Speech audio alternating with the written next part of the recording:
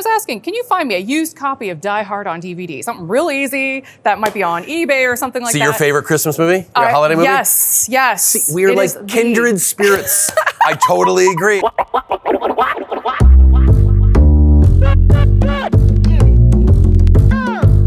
Welcome back to Keeping Commerce Weird, the podcast where we talk about the weird things that actually make commerce work. I'm your host, Travis Hess, the CEO of Commerce.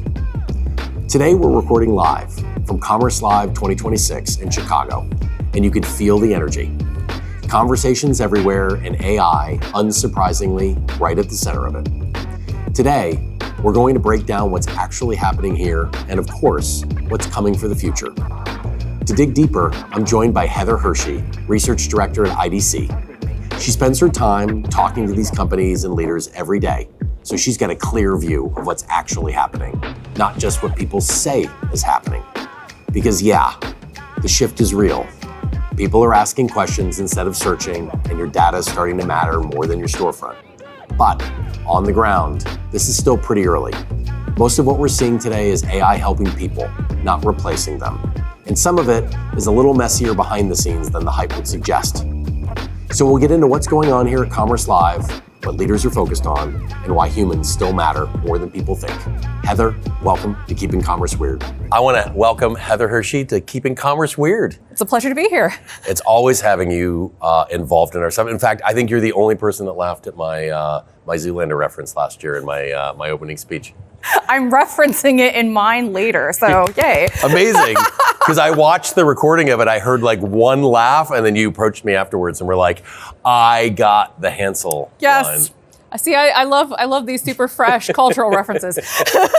All right, I've never heard anyone ask this question of you before, which, by the way, let me preface this by saying, and you and I have known each other for a little while, I love, like truly love your perspective on things in the space. And I think the substance and the approach and the point of view that you have, and we'll get into it a little bit here about agentic, I think is spot on. I can't think of a single thing that you've said that I haven't agreed with, which is rare. And not to say that I'm right or I have any of the answers, but it does feel kind of validating. I don't feel crazy. Well, thank you. I feel validated in you saying that too. So it's mutually assured. How do you become Heather Hershey? Like, how do you end up where you are? Like, how do you become an analyst in the space? What's the evolution? Well, honestly, this wasn't deliberate. I feel like every analyst has a very weird journey that they sort of walked sideways into the position somehow. I don't think anyone grows up thinking, you know what I want to be when I grow up? A research analyst. I mean, I would have to explain that to a teacher before they would even know what that was if I were going to say that was my North Star of what I wanted to be when I grow up. So in my case, I just knew I was interested in a lot of different things. I mean, for example, I love the name of the podcast, Keep Commerce Weird. Yeah. Commerce is weird because it is the home of generalists like me who knew that they liked a lot of different things. They liked psychology, and they liked making money, and they liked playing around with front ends, and they liked figuring out how things hook up in the back end. And you know, when you're technical and you like the marketing, there are very few places where you can find a really solid home. And I think that's kind of how I not only got into commerce, but eventually got into other things like AI, and then eventually the analyst role. Yeah, I think you've got a really interesting sightline just based on the diversification of the customers and partners that you're meeting with constantly. You're one of the few people that gets all of these points of views in a very concentrated period of time. I mean, it's almost impossible to digest that on your own and go find it, but it literally is what you do for a living. As you're it's like a tasting menu of all these different hors d'oeuvres, and it's sort of like you can decide like what aligns, what doesn't align. How, I have my own opinion on this that I'll share in a minute. How aligned are people right now with what's going on with agentic? I don't think they are, right? Like, I once again, we agree. We agree.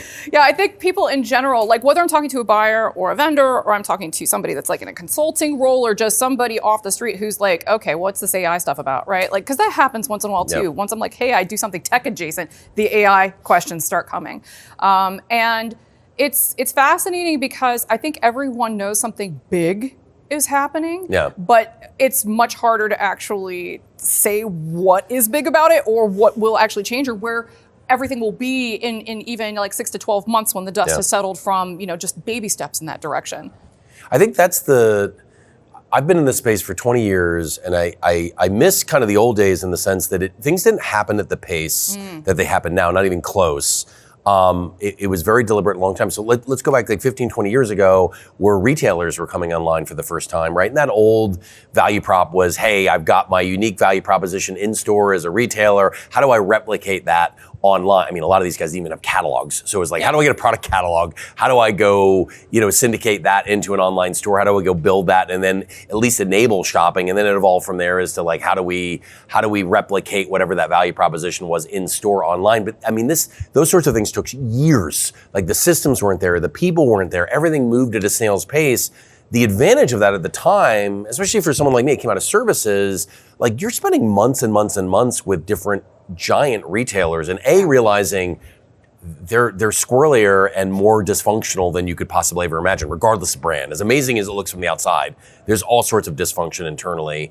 And two, like how hard it is to bring things to life. Whereas nowadays, you take these things for granted. People are standing up sites in weeks versus, semesters or years. And just the pace of innovation, although the cognitive dissonance I have is, like from a feature parity perspective, there were things that were alive in the world 10, 12, 15 years ago that certain like younger people today think are like, as they launch, are new now. Like they never existed before because so much was harnessed on sort of the front end experience. Do you feel like, I have a hypothesis, there is a disadvantage to people that didn't grow up in the old days where they saw kind of the underbelly of the beast and how this is all kind of working within orgs. You just don't get that much access, back to my previous point, with brands, with retailers, with manufacturers, with whomever. So you see it's very surfacey level. And so I think the hard part for people to understand is because it's surfacey and so quick, you just don't get you don't understand how the food's made. Yeah. Do you agree? I mean, I definitely agree, but I think that goes back to the fact that, at least from my perspective, commerce, marketing, building experiences, that's a performance. And anytime you're doing a performance, the magic is in making it easy. Yeah. Right. Like I'm a musician. I know Sharon on your team is a musician. Very like there are talented, lots of musicians that work at Commerce and, and IDC too, for that matter. Yeah. And what you realize when you start talking to them is the magic is in making it look like you never have to practice. And it's the same thing when you're doing any of these technical things. Like no one wants to actually know how technical that is except the technicians. True. The customers or the buyers, if they're in a B2B context, they just want to make sure it works, it's effective, it's efficient, they can get what they need and they can get gone, right? Yeah. And so I think that it is like a magic trick. It's a kind of alchemy to take something that technical with that much data underpinning it and make it into something that is experiential, or in a more modern context, something that is experiential for people, but then very data focused for bots. I think to your point earlier, like not so much the disconnect, I think it depends on the market. And the maturity level of these brands of how they're looking at agentic. And I love all the stuff you've written up on agentic. We'll unpack that here in a second. But what's the general vibe when you say, depending on like who the merchant is, how interested they are, and what level is their interest, are you seeing like an obvious kind of divide of who's more involved versus who's less interested? Is it based on industry? Is it based on size? Is it based on maturity? What's been the main characteristics that? I think it depends on the domain of commerce that they're really entrusted with.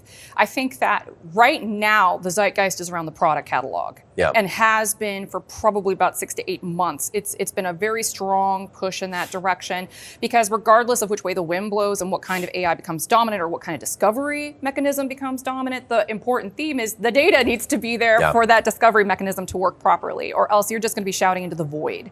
And I think that if you are a marketer or a merchandiser or a retailer in general who has been shouting into the proverbial void, you're really interested in this AI. You want to know how it works. You want to know how you can harness it for your own purposes and stop getting buried by it. Yeah, I think that's obviously we've seen that with the Feedonomics product and the cohort that it serves primarily, which has been historically upmarket. So to your point, large retailers, large brand manufacturers that have seen traffic drop off, human behavior moving into these systems and realizing that the enrichment and orchestration and governance of that data that's now driving, being surfaced or being discovered is front and center.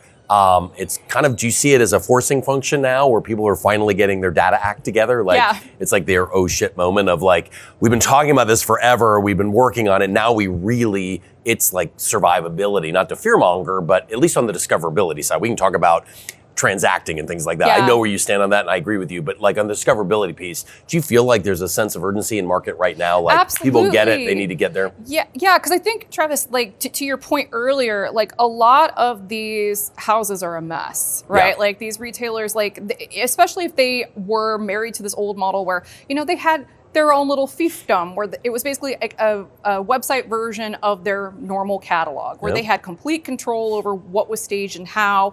And they still want that by and large, but when you're trying to get discovered in an agentic discovery channel, or you're trying to syndicate your content into social commerce or any other kind of environment, Amazon, whatever. There's really strict mapping considerations that need to be looked at and adhered to. They change constantly. Trying to stay on top of those things can be, enraging. It's a lot. So you rely on your partners to help you overcome a lot of those hurdles. And I think that any retailer that has tried to go it alone and realizes that their product catalogs are not standardized enough for this multi-channel environment that is agentically enabled, they're definitely in pain right now and trying to figure out how to get out of it. Yeah, I made a comment last year at this event, and not that I have any or all of the answers, but I made a comment that I learned at Accenture coming into that ecosystem and just having access to just such a broad spectrum of giant global clients and things like that. And the comment that I used to make was that the customer is the channel. Like regardless of size, market, merchants need to reach customers with value and scale. And we can debate what that is. It might just be discoverability, it might be content, it might eventually be transaction and commerce, it may be all of the above, right? Regardless whether it's human or it's agent, if you will. But that's really hard to do, right? And to your point, the schemas are constantly changing. The services are evolving. There's been this massive proliferation of channels, like to try to show up across this. And now you've got AI in the mix with a lot of preconceived notions. I think I mentioned in my opening remarks today, and I'd be curious if you agree. Commerce historically has been a very storefront-centric sort of business. And not to say the storefront is dying by any stretch of the imagination. I would argue it's evolving, and it's evolving in a sense that it's more data-centric now. I think you would agree with that statement. Yes. It's more distributed. We're selling across multiple services, not just an owned channel per se, or at least we're showing up across those services. And it's also being orchestrated, meaning you need, and I think this is where you've been, I don't want to put words in your mouth, where you've been most critical about all the autonomous agentic stuff is, for that to be true, all this stuff has to actually work. And that is really, really hard and really, really complicated. And I think that's where the disconnect is for a lot of brands, is like, we've never had to make it work in this capacity. First of all, you get the data straight. Second of all, right, we've got to understand we're going across these surfaces. There's a huge governance angle of this as well. Like, how am I governing these experiences, right? Your own domains, so be it, fine, that's existed for a long time. There's been tools and mechanisms by which to do that. But now all of a sudden you're asking me to govern experiences that are being driven by AI that aren't owned services. Does that come up a lot in your conversations with merchants? Yes, and it comes up in my own experiments too. Like, for example, I did this little thing around mid-February of this year, where I went to all the various LLM channels that said that they could do shopping, so your Perplexity, ChatGPT, et cetera. And I was asking, can you find me a used copy of Die Hard on DVD? Something real easy that might be on eBay or something like that. So your favorite Christmas movie? Your holiday movie? Yes. See, we are like kindred spirits. I totally agree. I try to convince my kids of this too. Yes, I don't want schmaltz. I want action-packed Christmas. I agree. But I digress. So the thing that I noticed was that the bots were saying some weird things about the stores selling these DVDs. And that's one thing that merchants have to learn that they don't really have much control over. Like, in Gemini, it gave me 3 different stores to choose from, and it said that the third one was the least expensive. It was the bottom of the barrel. I'm like, oh, if I were that store, I would be livid if I saw a bot describe me this way. But you know what?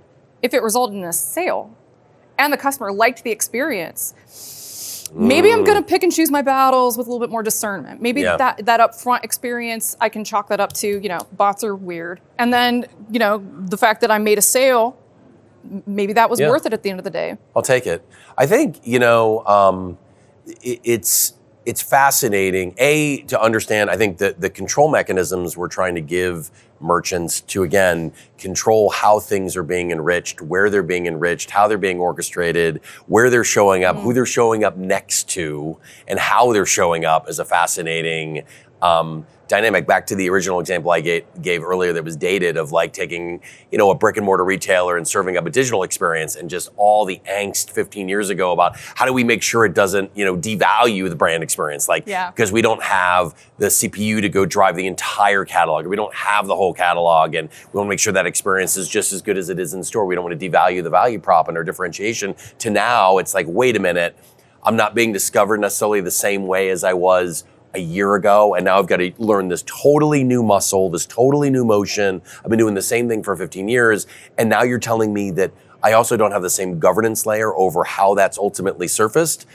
That's a pretty angsty, and by the way, there's no built-in signal to understand like efficacy, and I feel the velocity and the pace by which this is all happening. You've got all these other sort of things that haven't kept up with it. And I think this is where I would love your perspective in general. How far away, in your opinion, do you think we are from fully autonomous agentic shopping? I love this question. Not that I'm going to hold you to it. Yeah. So from my perspective, the word autonomy is fraught, as you know, because from a AI research perspective, it's a range, right? It's not really a destination. It's more about the journey of how much autonomy you're going to be able to give a system. So I think that certain domains within digital commerce will have a higher degree of autonomy much faster than others. And a lot of that comes down to regulation and how close to the revenue are you, right?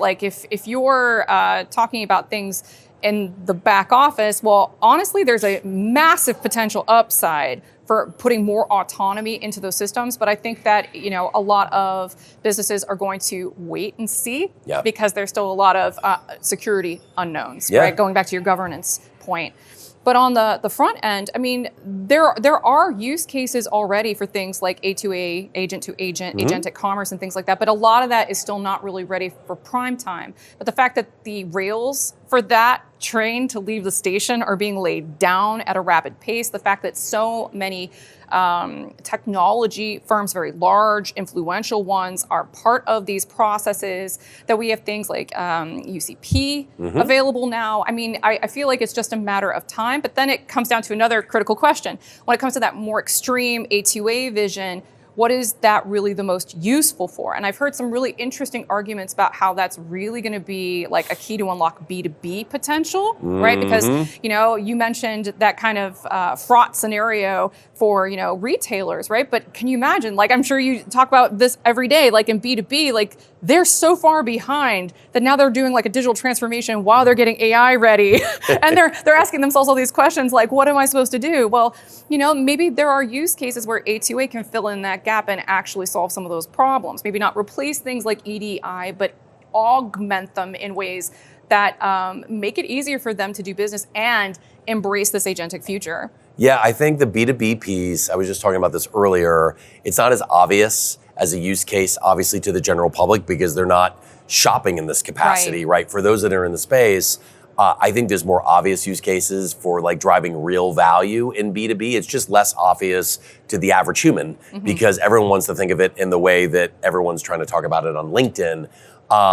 Where again, and consumer behavior, I'm in these LLMs just like you probably are and everybody else is. Am I doing a lot of shopping through it? Me personally, no. I do a lot of research through it. I do a lot of sounding board stuff through it. And I think it's fascinating like you, just because I'm in the space. To your point, an example you gave earlier, let's see how good this really is. And let me understand in my own head in an industry or space that I know really, really well when it's recommending the top 3 of X. Is it really the top 3? Because I think you make this point a lot. And I think the most profound point you've made, and I'll bring it up in a second, this all comes down to trust, right? And how trustworthy is the results or are the results? And I think you asked this question not too long ago, I ask this question a lot. Like, explain to me why this is good for merchants. Because what's good for merchants isn't necessarily aligned with what's good for the consumer. The consumer wants best price, right? Best available price, best availability, which is like accelerating the commoditization of whatever it is that's being ultimately serviced.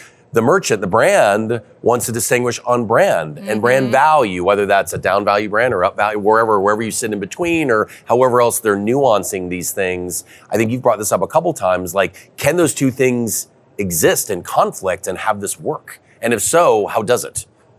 Yeah, I feel like that is the $20 billion question, right? Yeah. Like, it's something no one really has an answer for, because I mean, right now the LLMs themselves are still in the do we disintermediate commerce? Sort of, will they, won't they thing. And I think that they're starting to back away from that a little bit more directly. I mean, I think ChatGPT discontinuing instant checkout and kind of relying on partners for that. Yeah. I think that it is an indication of how complicated and regulated commerce actually is. Yeah, it's kind of why people sass it in the first place, I would say. Like, do you really want to vibe code a site and worry about all of this stuff? No. Yeah. Not really. That's right. But I mean, the thing is, there are so many interesting ways that this could go. Like you mentioned, vibe coding, right? Vibe coding's great for building front ends. Sure. It stinks if you want to build something full stack. Yeah. So, I mean, I think that there's always an opportunity to be the orchestration that is below the front ends that are being developed. It's the infrastructure. It's the infrastructure layer, which again, would have been a devalued word a year ago. Like, people would say, oh, we're infrastructure. That doesn't sound, I mean, in commerce, it's been all about the interface. Like, for years and years and years, that's been the sexy part of the business. It's been, especially with the advent of SaaS, it's been all about front end. Where back in the old days, right, and you see this, for those that have been in the space for a long time, it's not lost on you, all the angst was on the back end. You went to a giant retailer, even now.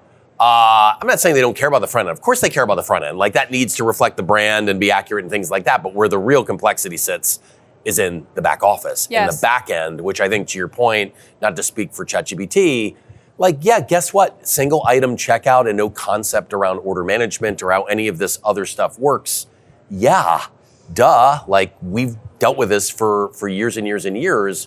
That's where the angst is. It's in the back end integrations. It's in the governance of all of that stuff. Because if that doesn't work, the front end may look great, but for the customer experience, it's terrible. And for the merchant, it drives up cost, right? Customer service cost or returns or things like we're not even at that point yet to really see, to your point, if this is running fully autonomously in a B2C environment, what cohorts, what verticals, like what portions of business, like subscriptively oriented businesses, you would think would be most susceptible to it. But you and I are not going to go have an agent order a custom couch for our house through an agent. We might discover different things through an agent. That's fine through discovery. But generally speaking, there are going to be categories of product that, I don't know, maybe the tech gets so good that will allow that to happen. But you're talking about big ticket items that are very bespoke and very emotional in nature. Like, you get that maroon swatch wrong. That's a pretty expensive, mistake where I've got to go send that back, and the logistics of dealing with it. Do you agree that this, when it does work, it will be limited to probably less risky products, obvious things that people order in a recurring sort of capacity? I agree with that completely. And the thing that I usually hearken this to is, I mean, and hopefully this doesn't sound negative, because I don't really mean it that way. I mean, there are some people that genuinely despise shopping. They know they want something, right? And they have a fairly good idea of what it is that they want, right? But they don't necessarily want to go hunting for it. So I think that there's a difference between people who see shopping as like this interesting challenge. It's a puzzle. Like, I need to go research everything. It's an experience. It's like going out to eat. If I gave you a pill and said you get just as much nutrition of this pill versus going to a restaurant and eating, most people would say, no, I'd rather go to a restaurant and eat because of the experience. Despite the same nutritional value coming, there may be a subset, to your point, saying like, I don't have time for that. I don't care about that. I'd rather just take the pill. Okay, Yeah. Same sort of analogy, in your opinion? Like, yes, exactly. And I think agentic commerce would be best suited for people who are like, they just discontinued my favorite razor blade. What's the closest thing? And it gives you a bunch of options, and you're like, okay, well, whatever's the best price, go buy it, right? Like, and you can set those guardrails up front, those rules up front. And in fact, the way that Google and many other entities are kind of envisioning this is you do set those parameters up front, and then the bot just goes and does your bidding. That sounds really cool for things you don't care about shopping for yourself. But when it comes to the high emotional purchases, things that are supposed to say something about you, you might want to actually be more involved. And then the agent will do most of the discovery for you to filter out the noise, because there's a lot of noise. There's a lot of noise in e-commerce. And then once you filter out the noise, then that makes it a more fun, more relevant exercise. And I think that's what a lot of this kind of boils down to, is relevance, right? Which is a really well-worn term in search context, but I mean, people take it for granted that for so long we viewed relevance in terms of AI and search as being like this, almost like a scoreable element about how statistically relevant something might be to an engineer. But what, makes sense from an engineering standpoint may not make sense from an emotional, consumer-based standpoint. And maybe LLMs help us bridge the gap between the two, because they understand more about that context and they get better at this all the time the more people engage with it. And then if it's your own agent acting on your behalf, it gets to know you very intimately, like in a way that might sound scary in sci-fi to some people, but really cool in sci-fi to others. And then if they're of the this is cool camp, then that level of intimacy helps them become better advocates for the right kind of experiences in shopping to serve up. Well, and you would think that evolves to a place where, depending on how you want to leverage them, could they proactively be making recommendations based on your lifestyle or where you are in life or experiencing, like once they know that you've had a child and like have general idea, or a dog, and the general idea of the age of that child or that dog or whatnot, and could be proactively recommending other things with brands that that you have affinity for, and things like that. So there's a level of personalization. We've talked about personalization for 15 years, like 20 years maybe. There were abilities to do that back in the day with ATG, but just generally speaking, the cost and the acumen required and the access to the data to leverage that true personalization was just few and far between. It was like leveraged by like telcos and cable, like folks that just had like highly unique sort of customer bases that were regionally oriented or had so much regularity to it that you had to have that level of specificity that didn't feel like personalized to the consumer, but as you log in and it tracks your zip code, you're getting served up personalized offerings that were unique to that geography. Fine, those guys took advantage of it. Now, I mean, the tech is there to go serve up hyper-personalized experiences regardless of surface and regardless of where discovery takes place. I mean, that's the fascinating piece. I think the angst I hear more than anything is, how the heck do I govern that, right? Because if I can't govern it, explain to me, unless to your point, like it's generating revenue and sales, amazing. But by the time I figure that out, I'm also possibly figuring out that it's a negative experience. And now it's got a...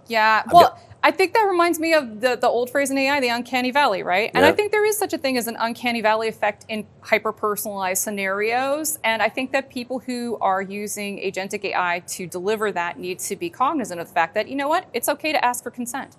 Because when you're asking for consent to deliver certain kinds of proactive experiences, like you were just mentioning a moment ago, it becomes instantly less creepy, instantly more helpful. It's a matter of design and how you're actually serving the consumer at the end of the day. Like if they don't give consent, I mean, and this is beyond just checking the box for compliance purposes, for GDPR or something like that. Like this is literally, while you are mid-flow, how if you're ever using like ChatGPT or maybe Claude, it might ask you, what do you mean by this? Or do you need X, Y, and Z?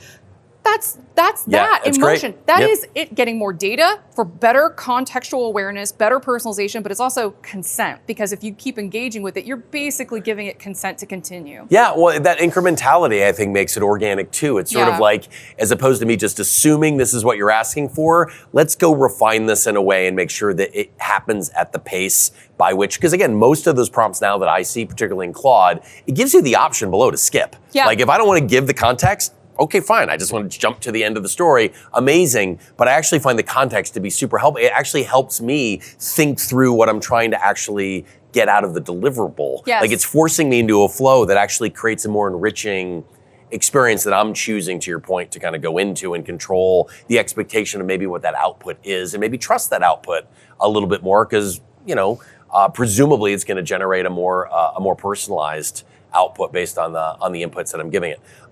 What is the most exciting thing going on from your perspective in the space right now that you feel is real? I mean, a lot of what is going on with conversational commerce, I still think is very relevant. I do view that as distinctly different from agentic commerce, even though, a lot of people, when they put the chatbot interface on their website, say that this is agentic AI. Not all chatbots are agentic AI, even though they may be AI agents. But I think that is genuinely helpful, as long as they don't just treat it like, an extension of like a phone logic tree, where they're just trying to, funnel you as quickly as possible. Like if it's arranged to be maximally engaging, I feel like this opens up a new opportunity to harvest a lot of first-party data from consumers with their consent to actually give them something helpful in return, right? And I think that very basic concept sometimes gets lost when we talk about experiences, almost like it's a euphemism for, well, let's micromanage the customer journey. Like, give the customer tools to manage their own journey, and maybe use that as a lever for loyalty. And I think that is the thing that I'm most excited about, is seeing the unique process design that comes from utilizing these tools more intelligently. I think, well, first of all, a couple points. Your point around just the signal coming from those brand agents, I think is remarkable. I think it's really in real time, direct feedback of what people are doing, looking for, asking, things like that. I think that's, assuming there's consent, that's amazing signal for merchants, for platforms, for a lot of different players in the space. And then the other part of this, honestly, is where this is all ultimately going, like where it evolves to. What new commercial models do you ultimately see coming out kind of in the near future? Do you see this evolving across my space, other spaces? You're seeing this impact services providers, obviously, with AI and agentic. You're seeing a lot more outcome-based pricing and things like that. Do you see that continued trend in your research and interactions? Is that like now a kind of carved in stone expectation? Like people are maybe moving away from legacy pricing models, generally speaking, and expecting to move into something new? Do you see that evolving? I think for the foreseeable future that it's a necessity to move away from the fixed pricing model, because, we don't know. I hate to say it this way, but we don't actually know the full cost of using something like Claude on a regular basis, because they're heavily subsidizing its use. And they openly admit that. Now, by what extent? Yeah. Right. Like we don't actually know yet. And there is an assumption that, due to Moore's Law and a whole bunch of other factors, that over time the cost of compute will go down. Sure. Right? That's great. But in the immediate future, like that consumption-based pricing is something to consider. So I mentioned a moment ago, like asking for consent and continuing to engage. Well, if you're having to pay for each individual like token leverage within that engagement, you might be disincentivized to let the consumer do whatever they want. And it's like the old cell phone model. It's like when I first got a cell phone, it was like 50 minutes a month for whatever price. Yeah. You were pretty darn careful about when you use that phone. Absolutely. And I think that's actually what's going on with a lot of these agentic experiences that are being staged right now because of the pricing model. So I'm very much looking forward to when we actually know how much some of these things are actually going to cost, with a little bit more reliability. And that way people feel freer to actually leverage these products more, because there's a lot of really cool stuff happening. But until we can actually determine if it's going to compromise margins to a degree that it's no longer beneficial. What's the ROI? Exactly. We've heard a couple, I won't mention the brand, that a very well-known legacy brand put out a brand agent not too long ago and subsequently shut it down because the token usage on it, people were just asking it all sorts of stuff that had very little to do with shopping on the site or converting on the own domain. So I understand why they would do that. You're going to presume that goes down over time, but how do you guardrail this? One last point, and I meant to mention earlier, you brought it up, loyalty. This whole concept of loyalty, just the whole concept generationally of growing up with brands and brand loyalty. And you can debate generationally, maybe there's less brand affinity with younger generations now than maybe legacy generations. That's maybe debatable depending on category and where you live in the country or where you live in the world. The loyalty piece of this, which was one of the biggest things I thought early on, like when ChatGPT launched that, like the big miss, like again, back to help me understand how this benefits the brand, the merchant. Like why, yes, I understand they want to be discovered. Of course, they don't want to be invisible. That makes all the sense in the world. But walk me through why this is good for an established brand that's existed for 50 years, that has loyalty and affinity, and how do I inject that into this whole process where an agent actually cares that I have a point system or affinity or a loyalty to a particular brand? Do you agree that this, like the whole loyalty side of this is going to evolve into new models as well? Absolutely. And it has to, because of the compression of what's going on the front end, that a lot of what's going to be differentiating about a brand experience will happen post-purchase or right around the time where the transaction takes place. And I find that very ironic, because one of the first things that companies try to do with agentic AI is automate call center, automate help desk tickets and stuff like that. But if that's your only place to really stand out, it's you want to make sure you're really careful in how you're staging that, I guess, is the takeaway. And the benefit to brands, I mean, as much as I hate to hinge arguments on FOMO, because we're in tech and that's very cliche, the problem is it's a very real risk if you do not actively engage in this agentic future. I mean, and that doesn't mean buying the bot and staging the bot yourself, but feeding it information about your brand and your products. Because if you're not doing that about your brand narrative, you can't assume that a good faith actor will be doing that for you, right? Like, you have to assume that, maybe consumer complaints, maybe websites that are incentivized financially to drum up that kind of angst from a consumer base, in forums on Reddit and et cetera, that we know are pools of data for these bots, that they may become the primary source of information about your brand and or products. That's a pretty high risk, It's massive. So you want to influence that. The thing, though, you can't do is just rely on marketing language to do it. I mean, this agentic era, what it's really doing is it's rerouting informational intent queries in Google. So intent, big issue. It's always been a matter of intent in search, but it's even more the case now, because if it detects that this is an informational, like you're researching a product or you're looking for potential brands to buy from, the AI is going to generate its own response about what it is that you've actually asked about. And it's not going to give you a bunch of products or things to shop. It's going to tell you the story of that brand and why they matter.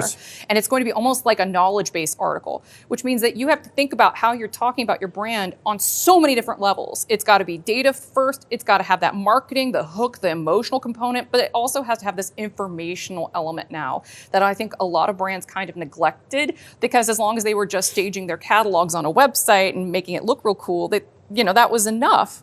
Yeah, that's the most interesting aspect of this, is there is business that's still going to exist for service providers, for software providers and things like that. It's orienting yourself to where this is all going, where the center of gravity is actually moving, because it's different than where it was. So it's sort of like, okay, it used to be here, now it's over here. It may ultimately be going here. How do you set yourself up to go digest that at a pace that, again, maps to, again, on the merchant side, can the organization digest it this way? Can you manage it? Can you govern it? Do you have access to what you need to do to take advantage of it? And then can you set yourself up to evolve with it as well? I think for us, selfishly, we've tried to do this in as agnostic or an open way as possible, right? And componentize this where, again, I don't want to be tied to any one AI interface. I don't want to be tied to any one PSP. I don't want to be tied to any one platform, like to go sit there and arrogantly think that I'm going to be the sun, the star, and the moon, and everyone's going to run on all of our products.